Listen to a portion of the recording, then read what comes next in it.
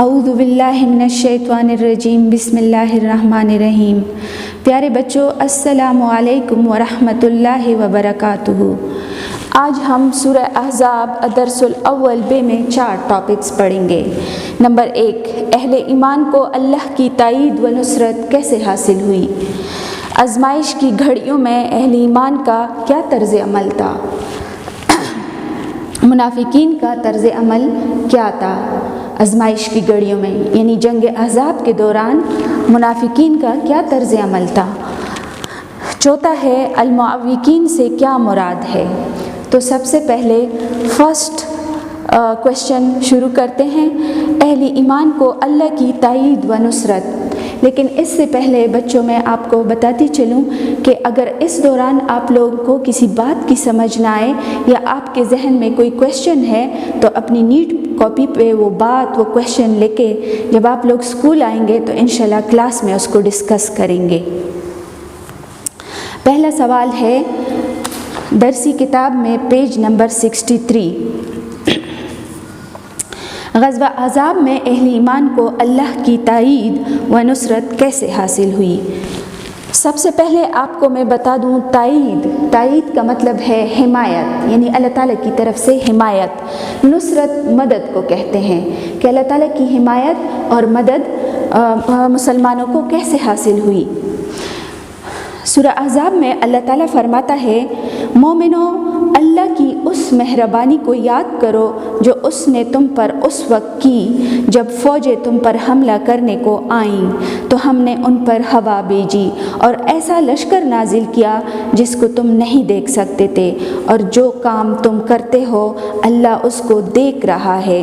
اور جب وہ یعنی فوج، لشکر 10,000 لشکر تمہارے اوپر اور نیچے سے چڑھ آئی اور جب آنکھیں پھیر گئی اور دل مارے دہشت کے گلوں تک پہنچ گئے اور تم خدا کی نسبت طرح طرح کے گمان کرنے لگے، وہاں مومنوں کو خوب آزمایا گیا اور سخت طور پر ہلائے گئے۔ غزوہ احزاب میں اللہ تعالیٰ کی مدد جو حاصل ہوئی تھی، ایک تو ہوا کے ذریعے حاصل ہوئی تھی، دوسرا فرشتوں کا لشکر نازل ہوا تھا، لیکن اس سے پہلے جو کام ہوا تھا وہ بھی تو اللہ تعالیٰ کی طرف سے مدد ہی تھی۔ جیسے مدینہ کے گرد خندق کھودنا، جب آپ صلی اللہ علیہ وآلہ وسلم کو پتہ چلا کہ ایک بہت بڑی تعداد میں لوگ ہم پر حملہ کر رہے ہیں، کافر ہم پر حملہ کرنا چاہتے ہیں، تو انہوں نے صحابہ سے مشورہ کیا۔ سلمان فارسی نے مشورہ دیا کہ یا رسول اللہ ہمیں مدینہ کے گرد خندق کھودنا چاہیے۔ آپ صلی اللہ علیہ وسلم نے ان کے مشورے پر عمل کیا تو کافی حد تک یہ ان کے لیے بڑی کامیابی کا باعث بنا۔ اس کے علاوہ اللہ تعالیٰ سورہ احزاب میں فرماتا ہے کہ ہم نے ایسی ہوا بھیجی، فَأَرْسَلْنَا عَلَيْهِمْ رِيحًا، پس ہم نے ان پر سخت آندھی اور طوفان بھیجی۔ سردی کا موسم تھا، محاصرے کو 25 دن سے اوپر ہو چکے تھے، لشکر کے لیے پانی، غذا اور چارے کی فراہمی بہت مشکل تھی، اور کافروں کے لشکر میں پھوٹ پڑ جانے کی وجہ سے کافروں کے حوصلے پست ہو رہے تھے۔ پھوٹ، اختلافات، انٹروڈکشن میں بھی میں یہ آپ لوگوں کو بتا چکی ہوں کہ پھوٹ کیسے پڑ گئی تھی۔ آپ صلی اللہ علیہ وآلہ وسلم کے ساتھی نعیم بن مسعود، انہوں نے ایک ایسی چال چلی تھی جس کی وجہ سے ان کے لشکر میں پھوٹ پڑ گئی۔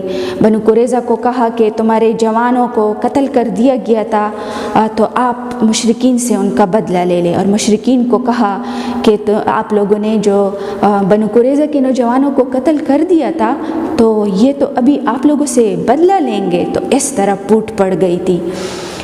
کافروں کے حوصلے پست ہو رہے تھے۔ پھر ایک رات اللہ نے سخت تیز تند ہوا چلائی، کافروں کے خیمے اکھڑ گئے، ہانڈیاں الٹ گئی، سواریاں تتر بتر ہو گئی۔ تو سب سے پہلے ابو سفیان اپنے اونٹ پر سوار ہو گیا، کہا اے لوگو، غنیمت اس میں ہے کہ ہم گھروں کو لوٹ چلے۔ صبح مسلمان اٹھے تو میدان میں ایک بھی دشمن نہیں تھا۔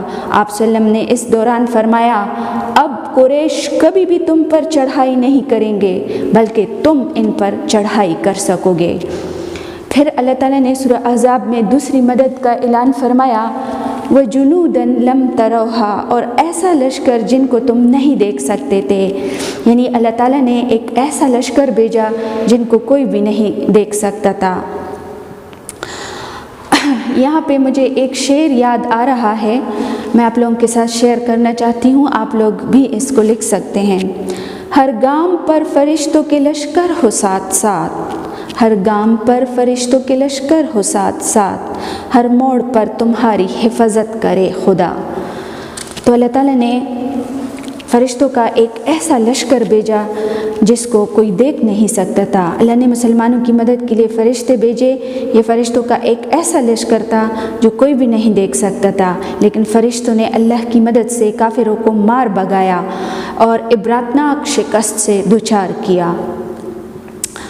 آخر میں کہوں گی اس سوال کے آخر میں کہ اس طرح اللہ تعالیٰ نے مسلمانوں کو بہت بڑی آفت سے بچا لیا۔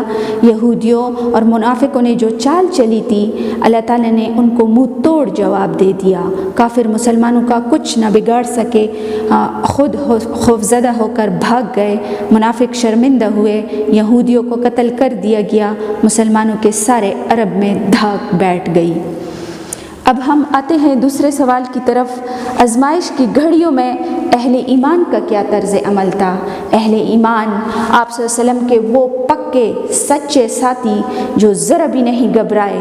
10,000 فوج کو جب دیکھا تو کہا اللہ اور اس کے رسول کا وعدہ تو سچ کا وعدہ ہے، ایسے ان کے دل ایمان سے منور تھے۔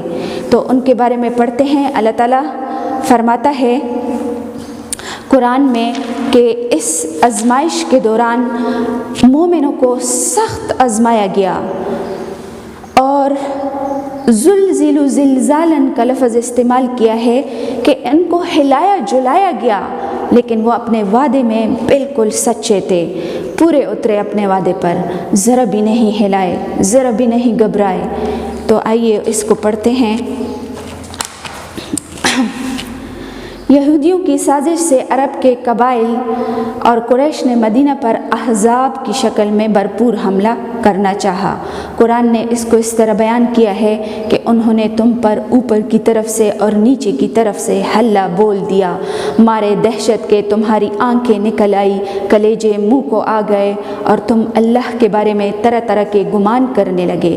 اس موقع پر اہل ایمان کو خوب آزمایا گیا، لیکن اہل ایمان ثابت قدم رہے، جیسا کہ سخت سردی میں محنت سے کام کیا، خندق کھود دی، بھوک سے تڑپ رہے تھے تو پیٹ پر پتھر باندھے، 10,000 کا لشکر دیکھا تو کہا اللہ اور اس کے رسول کا وعدہ تو سچ کا وعدہ ہے۔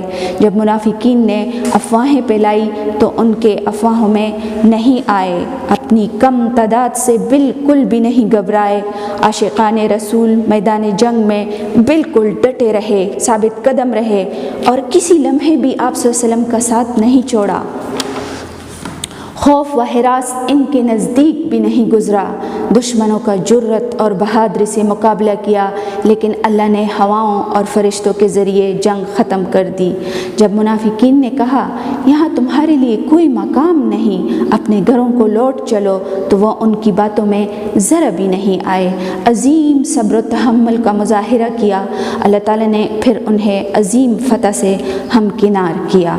تو یہ تھا اہل ایمان کا طرز عمل۔ جب منافقین ان کو ورغلا رہے تھے کہ ہم تو اپنے گھروں کو واپس چلتے ہیں، آپ لوگ بھی ہمارے ساتھ چلے جاؤ، تو وہ ان کی باتوں میں ذرا بھی نہیں آئے، بار بار ان کے دلوں میں دہشت ڈالی، ہلم الینا، ہماری طرف چلے آؤ، لیکن وہ ان کی طرف نہیں گئے۔ اور پھر آخر میں ان لوگوں نے کہا لا مقام لکم، تمہارے لیے یہاں کوئی مقام نہیں ہے۔ لا مقام لکم اس لیے کہا تمہارے لیے کوئی مقام نہیں ہے کہ 10,000 کا فوج دیکھ نہیں رہے ہو، ایسے آ رہا ہے جیسے سمندر ٹھاٹے مارتے ہوئی کوئی سمندر آ رہا ہو، اور آپ لوگ صرف 3,000 ہے، کھانے پینے کا سامان بھی آپ لوگوں کے پاس نہیں ہے، کیا کرو گے؟ لیکن وہ سچے تھے، ایمان میں پکے تھے، آپ صلی اللہ علیہ وآلہ وسلم کے ساتھ ثابت قدم رہے، ڈٹے رہے، ذرا بھی نہیں گھبرائے، کیونکہ توکل علی اللہ، وہ اللہ تعالیٰ پر توکل کرتے کرتے تھے، بھروسہ کرتے تھے، تو اس لیے وہ ذرا بھی نہیں گھبرائے۔ ابھی ہم آگے بڑھتے ہیں۔ ہمارے پاس سوال نمبر 3 ہے، منافقین کا طرز عمل۔ آزمائش کی ان سخت گھڑیوں میں منافقین کا کیا طرز عمل تھا؟ آزمائش کی کون سی گھڑی؟ یعنی جنگ احزاب میں منافقین کا کیا طرز عمل تھا؟ تو وہ پڑھتے ہیں، آزمائش کی ان گھڑیوں میں اللہ تعالیٰ نے منافقین کا دلی ارادہ آپ صلی اللہ علیہ وسلم پر ظاہر کر دیا کہ وہ آپ صلی اللہ علیہ وسلم کے سچے ساتھی نہیں۔ وہ جنگ کے دوران جو کچھ بھی کر رہے تھے وہ مندرجہ ذیل ہے، لیکن اس سے پہلے کہ میں وہ بیان کروں، میں منافقین کے بارے میں کچھ اور آپ لوگوں کو بتانا چاہتی ہوں۔ آپ صلی اللہ علیہ وآلہ وسلم نے فرمایا، منافقین کی 3 نشانیاں ہیں۔ جب بات کرے تو جھوٹ بولے، جب وعدہ کرے تو وعدہ خلافی کرے، جب ان کے پاس کوئی امانت رکھ دی جائے تو وہ امانت میں خیانت کرے۔ تو منافقین پھر آپ صلی اللہ علیہ وآلہ وسلم نے منافقین کا درجہ بھی بیان کیا ہے کہ منافقین کا درجہ آگ کا ایندھن ہے، یعنی دوزخ میں سب سے نچلے حصے میں ان کو رکھا جائے گا۔ تو یہ منافقین کا درجہ ہے۔ اب جنگ کے دوران یہ کیا کیا کر رہے تھے وہ میں آپ لوگوں کو بتانا چاہتی ہوں۔ کہتے ہیں کہ جب جنگ شروع ہونے والی تھی، یعنی آپ صلی اللہ علیہ وآلہ وسلم کو پتہ چلا کہ 10,000 کا لشکر آ رہا ہے، ہم نے ان کے مقابلے کے لیے جانا ہے، تو آپ صلی اللہ علیہ وسلم نے تمام صحابہ کرام رضی اللہ تعالیٰ عنہ کو فرمایا کہ اپنے گھروں سے مال نکالے۔ تو جب منافقین کو کہا گیا تو وہ مال نہیں نکال رہے تھے، مال نکالنے میں بخل کرتے تھے، جنگ سے بھاگنے کے لیے مختلف بہانے بنا رہے تھے، کہہ رہے تھے ان بیوتنا عورتن، اور ہمارے گھر کھلے پڑے ہیں، لیکن اللہ نے خود جواب دیا وما ہی بعورتن، حالانکہ ان کے گھر کھلے پڑے نہیں ہیں، غیر محفوظ نہیں ہے۔ مسلمانوں میں خوف و ہراس پھیلا رہے تھے کہ 10,000 فوج کا کیسے مقابلہ کرو گے؟ جب 10,000 فوج کو دیکھا تو کہنے لگے اللہ اور اس کے رسول کا وعدہ تو نعوذ باللہ جھوٹ کا وعدہ ہے، دھوکے کا وعدہ ہے۔ مسلمانوں کی بربادی کا بے تابی سے انتظار کر رہے تھے، غلط فہمیاں پھیلا رہے تھے، مسلمانوں سے کہہ رہے تھے ہلم الینا، ہماری طرف چلے آؤ، فرار کا موقع تلاش کر رہے تھے۔ آپ صلی اللہ علیہ وآلہ وسلم سے اجازت مانگ رہے تھے کہ اب ہمیں یہاں سے چلے جانا چاہیے۔ اللہ تعالیٰ نے سورہ احزاب میں بیان فرمایا ہے کہ یہ منافقین جو ہے موت اور قتل ہو جانے کے ڈر سے بھاگتے ہیں۔ یہاں پر اللہ تعالیٰ نے خود جواب دیا کہ موت سے کہاں تک بھاگو گے؟ موت اور زندگی تو اللہ تعالیٰ کے ہاتھ میں ہے۔ کیا تمہیں پتہ ہے کہ تم یہاں سے ایک قدم آگے بڑھو گے تو تمہیں موت نہیں آئے گی؟ مدینہ پہنچنے پر موت نہیں آئے گی، درمیان راستے میں موت نہیں آئے گی، ہر وقت تمہیں کسی بھی ٹائم موت آ سکتی ہے، کیونکہ موت اور زندگی اللہ کے ہاتھ میں ہے۔ تو پھر جب موت اور زندگی اللہ تعالیٰ کے ہاتھ میں ہے، پھر بزدلی کا نشان اپنے ماتھے پر کیوں سجا رہے ہو؟ خوف کے وقت آنکھیں گما گما کر آپ صلی اللہ علیہ وسلم کی طرف دیکھتے تھے، ایسا لگتا تھا کہ موت کی بے ہوشی ان پر طاری ہو رہی ہو۔ خوف کا وقت کیسا وقت ہوتا ہے؟ جنگ کا وقت۔ جب 10,000 کا لشکر دیکھا تو آپ صلی اللہ علیہ وسلم کی طرف آنکھیں گما گما کر دیکھ رہے تھے کہ یہ وقت کیسے گزرے گا، بے ہوشی ان پر طاری ہو رہی تھی۔ یہ اللہ تعالیٰ نے خود سورہ احزاب میں ان کا یہ عمل بیان کیا ہے کہ ان پر بے ہوشی طاری ہو رہی تھی۔ خوف کا وقت جاتی ہی انتہائی لالچ کے تحت مال غنیمت مانگتے تھے۔ خوف کا وقت جاتی ہی یعنی جنگ احزاب جو تھا وہ اللہ تعالیٰ نے اپنی مدد کے ذریعے ختم کیا تھا۔ آپ صلی اللہ علیہ وآلہ وسلم نے یہ جنگ جیت لی تھی اور دشمنوں کو بدترین شکست سے دوچار کیا تھا۔ تو پھر آپ صلی اللہ علیہ وسلم کے ہاتھ بہت سارا مال غنیمت آیا، تو انہوں نے کہا کیا ہوا اگر ہم نے یہاں جنگ میں حصہ نہیں لیا ہے؟ مدینہ جا کر تو ہم نے گھروں کی تو حفاظت کی ہے، تو ہمیں بھی مال غنیمت میں حصہ ملنا چاہیے۔ تو اللہ تعالیٰ نے فرمایا ہے کہ خوف کا وقت جاتے ہی انتہائی لالچ کے تحت مال غنیمت مانگتے تھے، اور مال غنیمت مانگنے کے لیے تیز زبانیں استعمال کرتے تھے۔ یہ ایمان کی روشنی سے خالی تھے، اس لیے اللہ نے فرمایا کہ ان کے رہے سہے اعمال کو بھی میں نے ضائع کر دیا ہے۔ عذاب کا خوف ان کے دلوں پر ہر وقت چھایا رہتا تھا، جس کی وجہ سے ہر وقت پریشانی سے گزرتے تھے۔ اللہ تعالیٰ نے فرمایا کہ اگر میں اس لشکر کے دلوں میں یہ بات ڈال دوں کہ مدینہ کی طرف چلے جاؤ، تو منافقین کہیں گے کاش ہم کسی دیہات کی طرف چلے جاتے تو اچھا ہوتا۔ آپ صلی اللہ علیہ وسلم اور مسلمانوں کے بارے میں بری خبریں سننے کے لیے بےتاب ہے۔ آخر میں اللہ تعالیٰ نے فرمایا، اے پیغمبر، ان کے یہاں ہونے اور نہ ہونے کی فکر مت کیجیے۔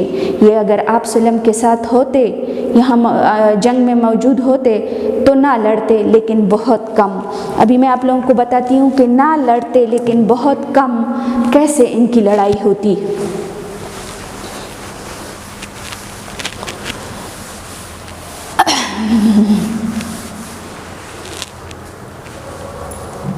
ان کی لڑائی ایسے ہوتی۔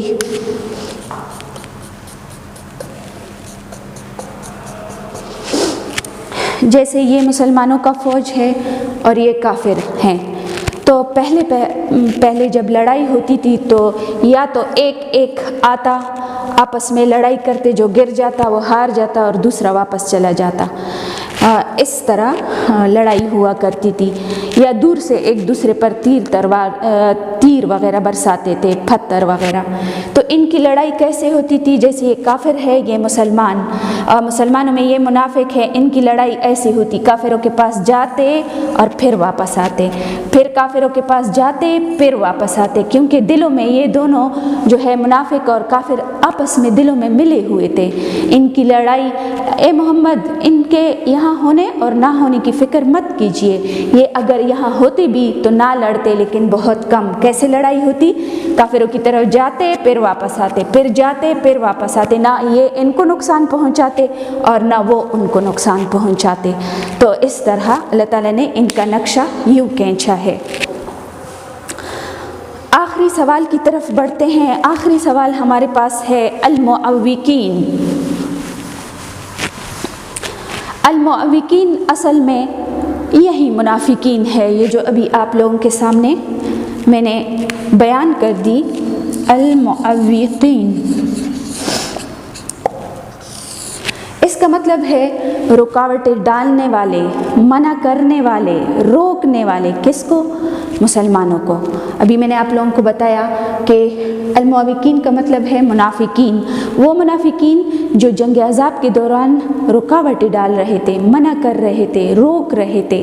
کس کو؟ مسلمانوں کو روک رہے تھے اور کہہ رہے تھے 10,000 فوج کا کیسے مقابلہ کرو گے؟